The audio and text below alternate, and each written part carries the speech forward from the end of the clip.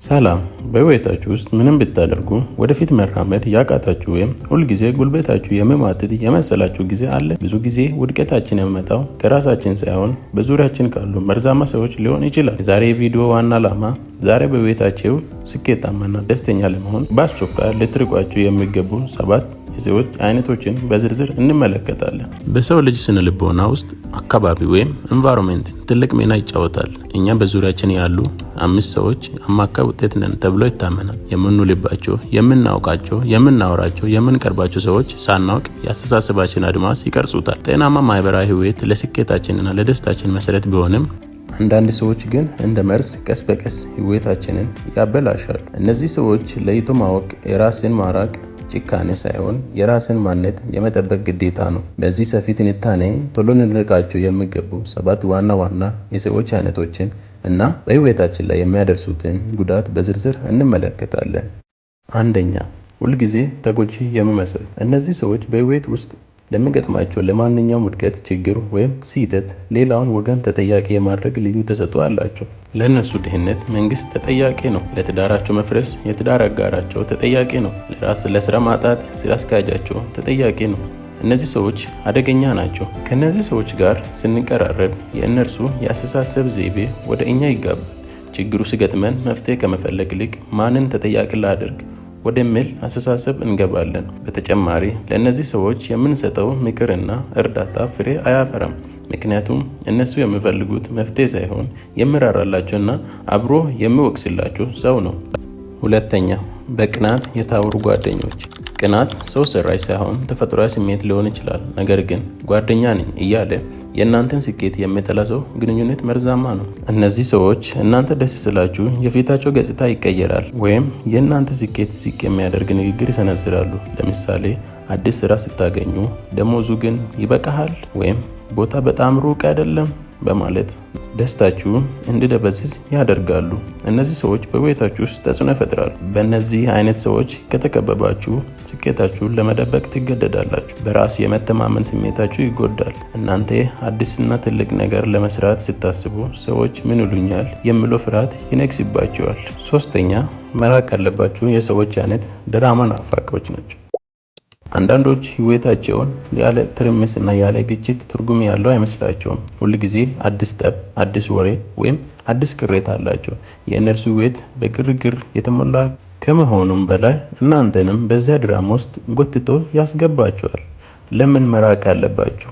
የሰው ልጅ አእምሮ ውስን ኃይል አለው፣ ኤነርጂ ነው። ይህንን ኃይል ለስራ፣ ለቤተሰብ፣ ለግል እድገት መጠቀም ሲገባችሁ በሰዎች ድራማ ውስጥ ገብቶ እንዲባክን ያደርጋሉ።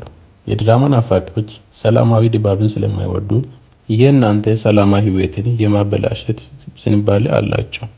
አራተኛ፣ ሐሜተኞች። ሐሜት ለጊዜው ደስ የሚል መዝናኛ ሊመስል ይችላል። ነገር ግን ስለ ሌላ ሰው ድክመትና ምስጢር ከእናንተ ጋር በስፋት የሚያወራ ሰው የእናንተን ምስጢር ለሌላ ሰው እንደሚያወራ ጥርጥር የለውም። ሐሜተኞች ሰዎችን የሚያገናኙት በእሴት ወይም በራዕይ ሳይሆን ሰዎችን በማዋረድ ነው። ጉዳት፣ ከሐሜተኛ ጋር መታየት የእናንተን ታማኝነት ያሳጣል። ሰዎች እናንተን ማመን ያቆማሉ። በተጨማሪ ሁል ጊዜ ስለ ሰዎች መጥፎ ጎን ማውራት አእምሮ ነገሮችን በአሉታዊ መነጽር ብቻ እንዲመለከት ያደርጋል። አምስተኛ፣ ስሜት ገዳዮች ወይም በእንግሊዝኛ ማኒፑሌተር የምንላቸው። እነዚህ ሰዎች በጣም ብልሆች ናቸው። የእናንተን ፍቅር፣ ደግነት ወይም የጥፋተኛ ስሜት ጠቅመው የሚፈልጉትን ያደርጋሉ። ለምሳሌ ለእነርሱ የማይመች ነገር ስታደርጉ እንደዚህ ታደርገኛል ብዬ አልጠበቅኩም ነበር በማለት የጥፋተኛ ስሜት እንዲሰማዎት ያደርጋሉ። እነዚህ ሰዎች በጣም ከባዶች ናቸው። እነዚህን ሰዎች መለየት አስቸጋሪ ሊሆን ይችላል፣ ምክንያቱም ብዙውን ጊዜ ለአንቺ ወይም ለአንተ ብዬ ነው የሚል የማባቢያ ቃላትን ይጠቀማሉ። ነገር ግን በሂደት የራሳችሁን ፍላጎትና ማንነት እንድትረሱ ያደርጋሉ። የእነሱ መጠቀሚያ ብቻ ሆናችሁ እንድትቀሩ ስለሚፈልጉ ነፃነታችሁንም ይነጥቋችኋል። ስድስተኛ፣ ተስፋ አስቆራጮች። አዲስ የንግድ ሀሳብ ሲመጣላችሁ፣ ትምህርት ለመቀጠል ስታስቡ ወይም ራሳችሁን ለመለወጥ ስትነሱ አይሆንም የሚል ቀዳሚዎች ናቸው። የእነሱን ፍላጎትና አለማመን በእርሶ ላይ በእናንተ ላይ ይጭናሉ። እገሌ ሞክሮ አልተሳካለትም፣ ጊዜው መጥፎ ነው የሚሉ ሰበቦችን ያቀርባሉ። እነዚህ አይነት ሰዎች በህይወታችሁ ላይ በጣም ተጽዕኖ ይፈጥራሉ። ተስፋ አስቆራጮች የፈጠራ ችሎታችሁን ይገድላሉ። ታላቅ ህልም ያላቸው ሰዎችን እንደ እሳት ናቸው። ተስፋ አስቆራጮች ደግሞ እንደ ውሃ ናቸው። እሳቱ እንዲነድ ከፈለጉ ከውሃ መራቅ አለባችሁ። 7ኛ ተጠቃሚዎች። እነዚህ ሰዎች የምታውቁት በሚፈልጉት ነገር ብቻ ነው። ስልካችሁ የሚጠራው እርዳታ ሲፈልጉ፣ ብድር ሲፈልጉ ወይም የሆነ ጉዳይ ለማስፈጸም ሲፈልጉ ብቻ ነው። የእናንተ ደስታ፣ ሀዘን ወይም የህይወት ሁኔታ አያሳስባቸውም። ከእንደዚህ አይነት ሰዎች መራቅ ያስፈልጋል። ለምን ከተባለ ግንኙነት መስጠትና መቀበል ወይም ጊቭ ኤንድ ቴክ ነው። ተጠቃሚዎች ግን መቀበልና መቀበል ላይ ብቻ ነው የሚያተኩሩት። ከእነዚህ ሰዎች ጋር መሆን የባዶነት ስሜት እንዲሰማችሁ ያደርጋል። ዋጋ የሚሰጠው ግንኙነት እርስ በርስ የሚደጋገፍ መሆን አለበት። እስካሁን ያየናቸው 7 የመርዛማ ሰዎች ባህሪና ጉዳታቸውን ነው። እነዚህን ሰዎች እንዴት እንርቃቸዋለን? ከመርዛማ ሰዎች መራቅ ሁልጊዜ ቀላል አይደለም፣ በተለይም የቅርብ ጓደኞች ወይም ዘመድ ሲሆኑ። ነገር ግን ለራሳችሁ ስትሉ የሚከተሉትን እርምጃዎችን መውሰድ ትችላላችሁ።